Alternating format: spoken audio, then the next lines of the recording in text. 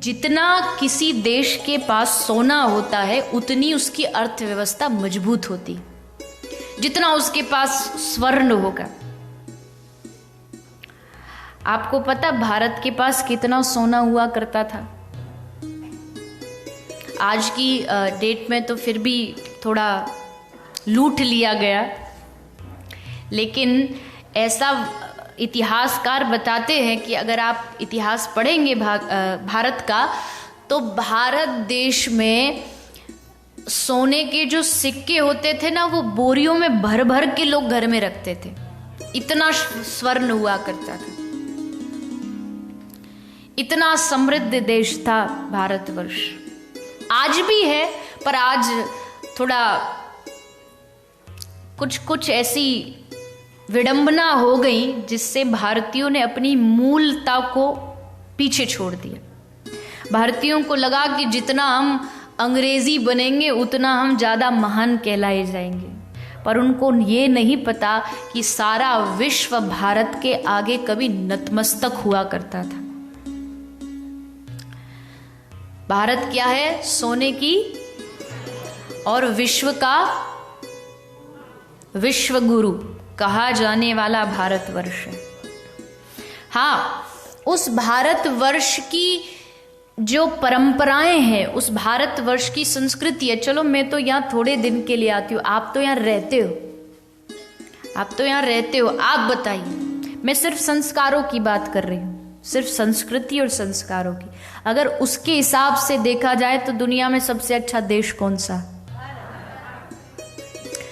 हाँ, मैं फिर एक बार कह दूं, इस देश में अच्छाई नहीं है ऐसा बिल्कुल नहीं है, बहुत सारी अच्छाई है और आप उससे परिचित भी होंगे। कितनी अच्छाई है, कहाँ कहाँ अच्छी चीजें हैं, उन सब से आप परिचित होंगे। लेकिन सारी कुछ होने के बाद भी संस्कार अगर किसी को सीखने हो, संस्कृति अगर किसी को सीखनी हो, तो भारत भूमि से अच्छे संस्कार और संस्कृति विश्व में कहीं नहीं। और इस बात के लिए हम भारतीय बड़े गर्व का अनुभव करते हैं। कहीं दुनिया में जाते हैं गर्व का अनुभव करते हैं। हाँ, कुछ थोड़ी बहुत चालाकियां भी रहती हैं हमारे अंदर, पर वो अगर थोड़ी थोड़ी हट जाए तो भारतीय से अच्छा संस्कारिक देश कोई नहीं हो सकता। भ्रष्टाचार रूपी एक राक्षस दैत्य जो भारतवर्ष में घूम रहा है, वो थोड़ा सा हट जाए, और हट रहा है धीरे धीरे। आप सब बड़े भाग्यशाली है कि आप ही के धरा के, आप ही के भूमि के जो एक बड़े ही अच्छे नेतृत्व करने वाले नेता, जो आज के समय में भारत की पूरी कमान को अपने हाथों में संभाले हुए हैं, ऐसे श्रीमान श्री नरेंद्र मोदी जी।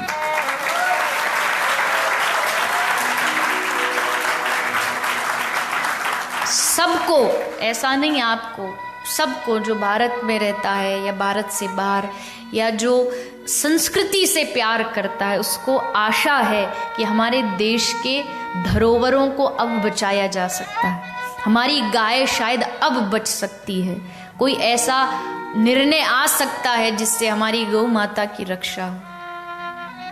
अभी अभी नई सरकार दोबारा से इतनी भारी इतिहास से, किसी ने कहा कि नोट बांट करके तो लोगों को सरकार बनाते बहुत देखा, पर नोट बदल करके सरकार बनाने वाला पहली बार देखा। बांट के लाने वाले तो बहुत देखे। ऐसा काम अच्छा होगा आगे भी, ऐसी सबकी आशा है, क्योंकि सबको अपने देश से बहुत प्रेम है, वहाँ की संस्कृति से बहुत प्रेम है। भ्रष्टाचार ने जो हमारे देश को खोखला कर दिया, यहाँ तहाँ पैसा दो और बस काम हो गया। विदेश में कोई पुलिस पकड़ लेती है ना तो लोग लाइसेंस दिखाते हैं, और वहाँ कोई पुलिस पकड़ लेना तो कहेंगे लो नेताजी से बात करो, हमारे फलाने नेताजी से संपर्क है।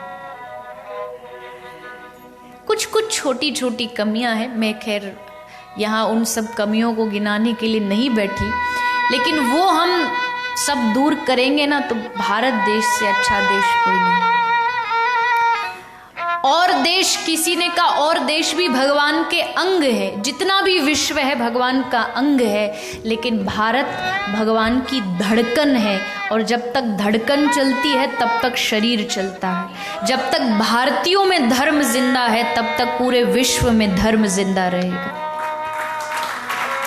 इसलिए भारतीयों की सबसे बड़ी जिम्मेदारी है कि अपने धर्म को बना करके रखें, अपने बच्चों में धर्म को बना करके रखें। कहीं ऐसा ना हो आप फिर भी धर्म से जुड़े रहे पर आपके आगे आने वाले बच्चे कहीं भूल ही जाए कि सनातन धर्म क्या था।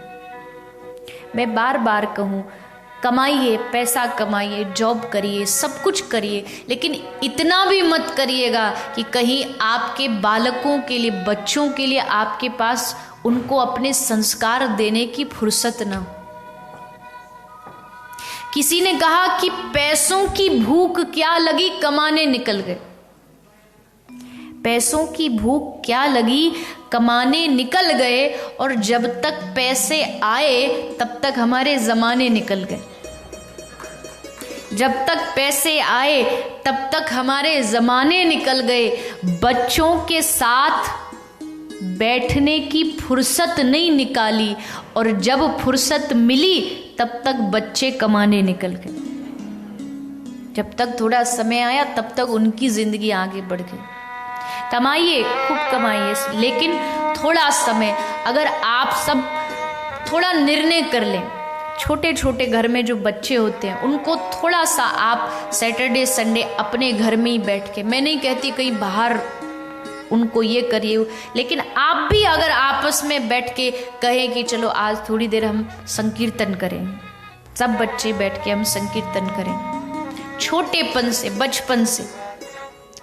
मुझे ये भी मालूम है कि यहाँ का बाहर का व्यवहार ऐसा है कि जब बच्चे बड़े हो जाते हैं, यूनिवर्सिटी जाते, कॉलेज जाते, थोड़ा माहौल बदल जाता है। पर आप कोशिश में कमी मत रखिए, आप बचपन से ही उनको भगवत भक्ति का माहौल घर में दे दीजिए। घर में ऐसा माहौल हो कि घर में कुछ समय बैठ के भागवत का पाठ हो, आप बैठे। अब मुझे कहते हुए ये दुख होता है, पर क्या करें, आप हम सब ऐसे कितने सारे हिंदू होंगे जिन्होंने आज तक कभी भागवत गीता खोल के ही नहीं देखी होगी। गीता होती कैसी है? आप अपने बच्चों को फिर क्या संस्कार देंगे? पहले स्वतः ही उस सार को आपको अपने अंदर लाना पड़ेगा। भगवत गीता हुई, भागवत हुई, उसको स्वयं समझना पड़ेगा, फिर आप अपने बच्चों को आगे उसको प्रदान कर सकते हैं। खैर, मेरा ये विषय नहीं है, आपके बच्चे हैं, आप अच्छा जानते हैं उनके भविष्य के बारे में क्या करना है। पर बस इतनी प्रार्थना है कि सबसे ज़्यादा धन आए ना आए, लेकिन उनके जीवन में संस्कार बने रहे, ऐसा आप अपनी तरफ से प्रयास करिए, बाकी उनके कर्म और भगवान की इच्छा। सब्सक्राइब करें टोटल भक्ति को। अब हमारे वीडियोस को सबसे पहले देखने के लिए बेल आइकन को दबाना ना भूलें। इस वीडियो को लाइक और शेयर जरूर करें। आप हमारे चैनल को सब्सक्राइब भी कर सकते हैं।